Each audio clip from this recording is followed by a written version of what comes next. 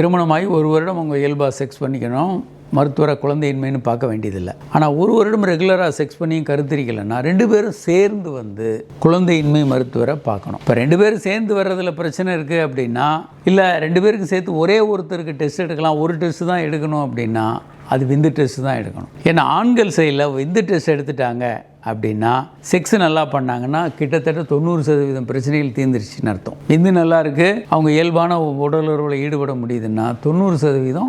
அப்போது விந்து டெஸ்ட் மட்டுமே மிகப்பெரிய அளவுக்கு பல விஷயங்களை நமக்கு காட்டிடும். அணுக்கள் எண்ணிக்கை குறைவாக இருக்குது, ஊர்ந்து போகிற அணுக்கள் கம்மியாக இருக்குது, உரிச்சிதைவான எண்ணிக்கை அதிகமாக இருக்குது, இப்படி பல்வேறு விஷயங்கள் தெரிஞ்சிடும். அதை சரி செய்யணும். பெண்கள் சைடில் நிறைய இருக்குது. கர்ப்பப்பையில் பிரச்சனை, கருக்குழாயில் அடைப்பு, எண்டோமெட்ரியோசிஸ், கர்ப்பப்பையில் கட்டிகள், அடி வயிற்றில் கிருமி தொற்று, இப்படி ஏராளமான பிரச்சனைகள் இருக்குது. கருமுட்டை வெடித்து வெளியாகிறது, ஹார்மோன் பேலன்ஸ் நல்லா இருக்கா இல்லையா, இப்படி ஏராளமான விஷயங்கள் பெண்களுக்கு இருக்குது. ஆண்களுக்கு ரொம்ப எளிமையான டெஸ்ட்டு. 2வது, பெண்களுக்கு இந்த டெஸ்ட்டுகள் எல்லாம் செலவானது, டைம் கன்சியூமிங், டைம் எடுக்கும். அடுத்து வந்து இன்வேசிவாக இருக்கும். ஆண்களுக்கு டெஸ்ட் ரொம்ப ஈஸி. விந்து எடுத்து கொடுக்கறது எந்த சிக்கலும் இல்லாதது, எளிமையான டெஸ்ட்டு.